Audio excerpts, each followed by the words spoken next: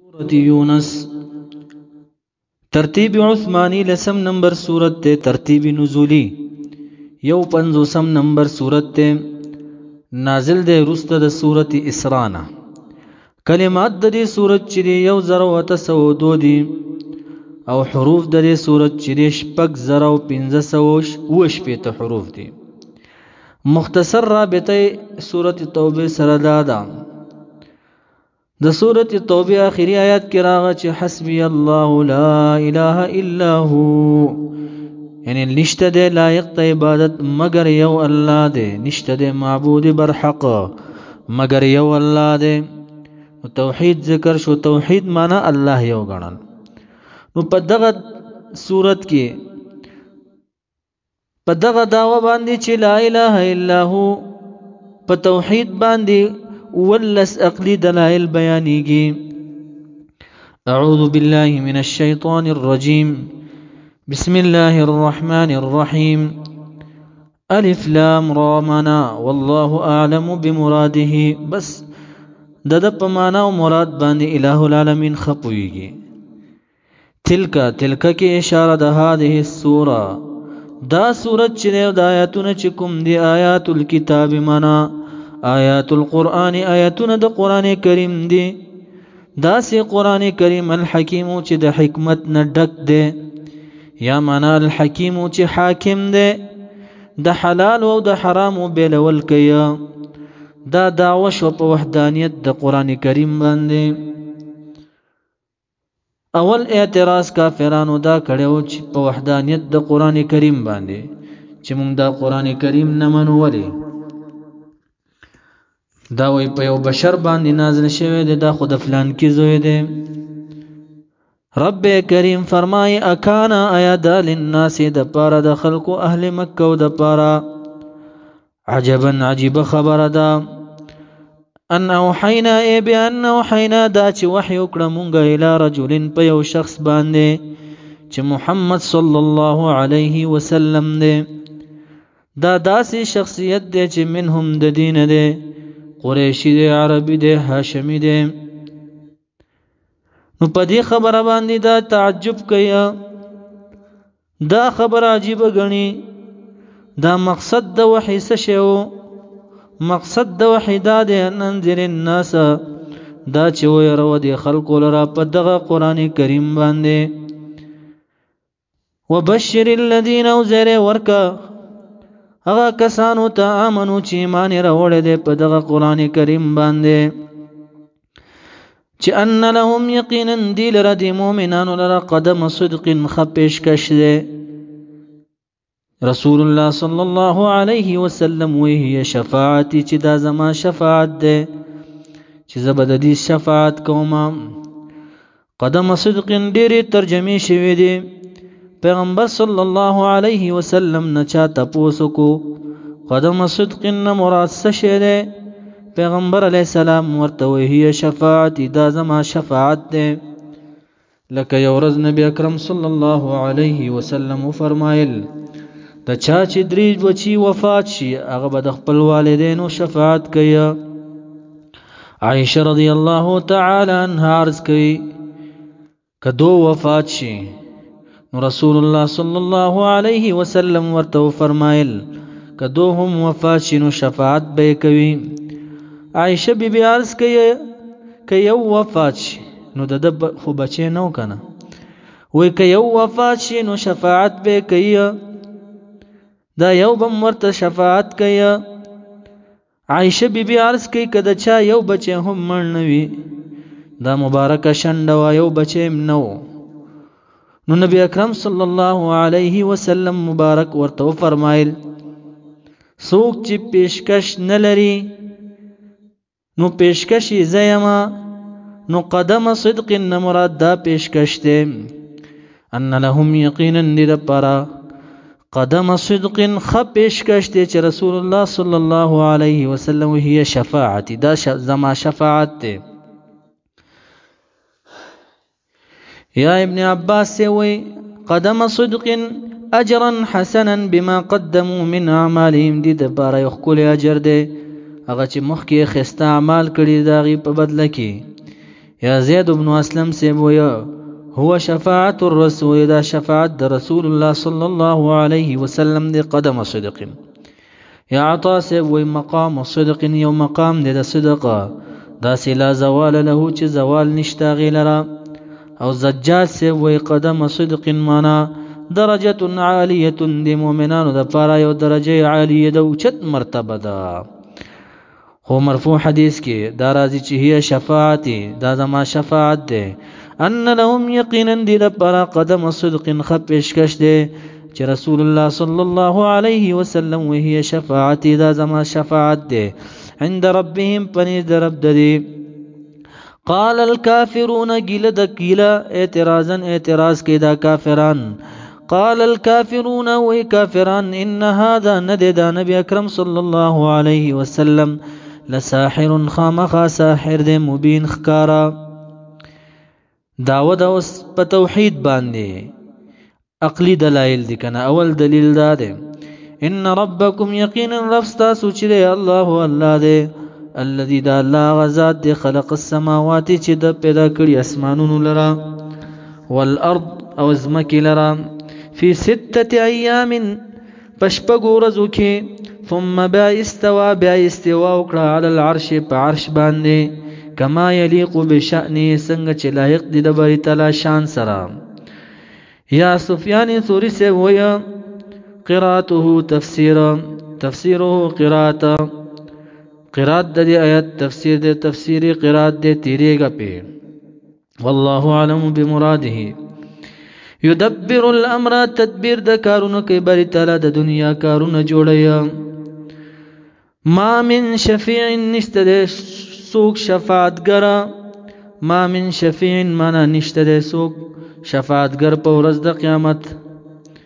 الا مگر شته من بعد اذنه رست د اجازت د باری تعالی نه. دا جواب دا نضر ابن حارث دا ویلیو اذا كان يوم القيامه تشفعني اللات والعزى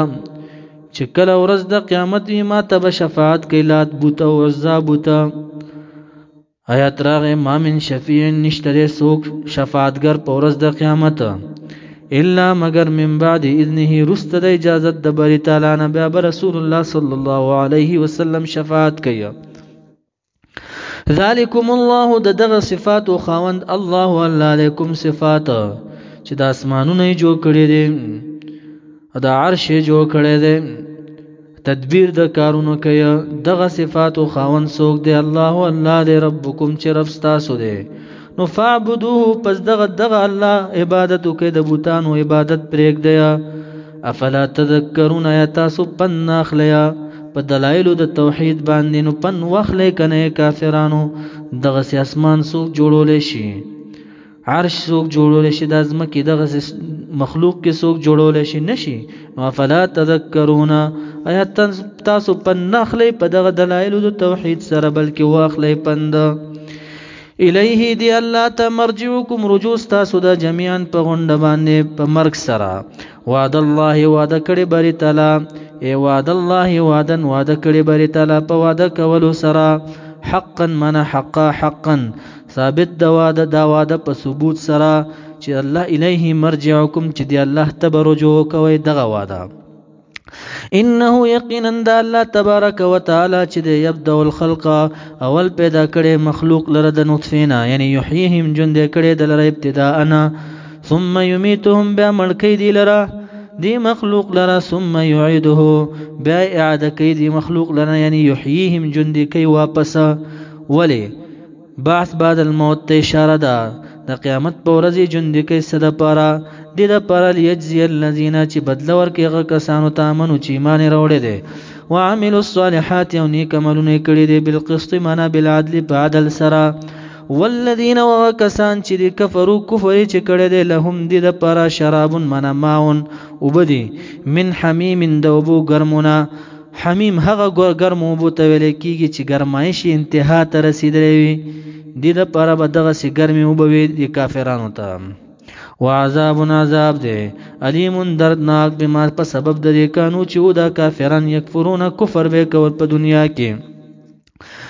دویم دلیل عقلی بیان الہ العالمین په توحید باندې چې الله یو دی ګوره انسان او ګوره دی دلایل ته سوچ وکړو هو الذی دا باری تعالی غزاد ته جعل الشمس چې ګرځولې دی باری تعالی دی نور لرا ضیاء خاوند رڼا ضیاء من خاوند رڼا بالنهار پورس کې والقمر او ګرځولې باری تعالی نورنا من منیرن رڼا ورکونکې سپوږمۍ لرا نو دا دلایل د توحید دي دا سه څوک نر انسان شته چې دغه سي نور جوړ کی دغه سي رڼا والا سپوږمۍ جوړ کی نشتا نو لا اله الا هو دغه بری تعالی د لایق د عبادت ته د بوتانو عبادت پرې دیا ها ضیا لفظ هغه شی کې استعماليږي چې رڼا خپلوي او نور لفظ هغه شی کې استعماليږي چې رڼا د غیر نه اقتباس کړي اغسته شوی وي یقینا دا سپوږمۍ چې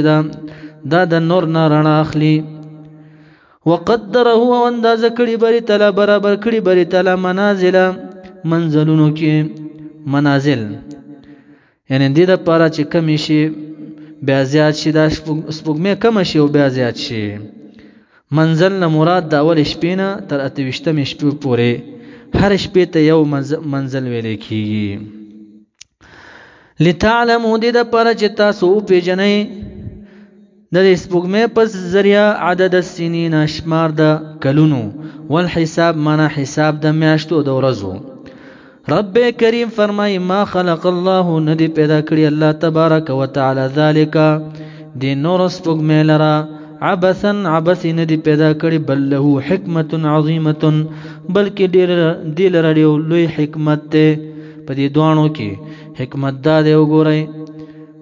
روزه په دې باندې معلومیږي د کلونه په دې سپوږمۍ باندې معلومیږي دغه شانتي میاشتې هم په دې سپوږمۍ باندې معلومیږي نو ما خلق الله ندی پیدا کړی بری تعالی ذالک د نور سپوږمۍ لرا الا بالحق مگر په حق سره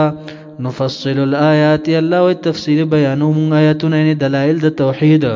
لقوم د پاره د قوم یعلمون چې پوهیږي په دلایل د توحید باندې تاسې ذات بل شته چې داسې سپوږمۍ جوړ کی یا داسې نور جوړ کی نشتا نو الله یو دی اے کافرانو د بوتانو عبادت پرې دی ان فی خلق السماوات درم سلورم دلیل دی اوس دلیل عقلی ان فی خلق السماوات ان فی اختلاف الليل یقینا ان فی اختلاف الليل یقینا پتلو راتلو د شپې او نهار یو د ورځې کې وما وپاغس کې خلق الله چې پیدا کړی بری تعالی په سماوات په اسمانونو کې ول ارض پزمک کې لا آیات خامخ دلائل د قدرت دي دلائل د توحید دي لقوم د پاره د قوم یتقون چې ځان ساتي د کفر او د شرک نه ان الذين يقيننا كسان لا يرجون من لا يخافون چې نه یریږي دی امید نه ساتي لقاءنا د ملاقات زمونږه یعنی نه یریږي د قیامت نه چې مونږ به د قیامت ورځ واپس چوندې کیږو د دې یقین نه کیا ورضو او راضي شوی دي غره کړي دي بل حیات الدنیا جن دنیوي لرا په مقابل د آخرت کې وطمئنوا بها او اطمینان او دل آرامی پیدا کړي د بها په دې جن دنیوي سره وزوي دا اصلي جن د نور جن نشتا والذین واکسان هم چې دی ان آیاتنا آیاتونو زمونه غافلون من جاهلون نا خبر دي منکر دي نو دا کسان چې اوس بیان شو اولایک دغه کسان مأواهم زید دي النار اور دي بما په سبب د دې کانو چې ودي یکسبونکم کسب به کول په دنیا کې ان الذين یقینا کسان امنو چې ایمان راوړي دي او عملوا الصالحات او نیک عملونه کړي دي بشارت د مؤمنانو د پاره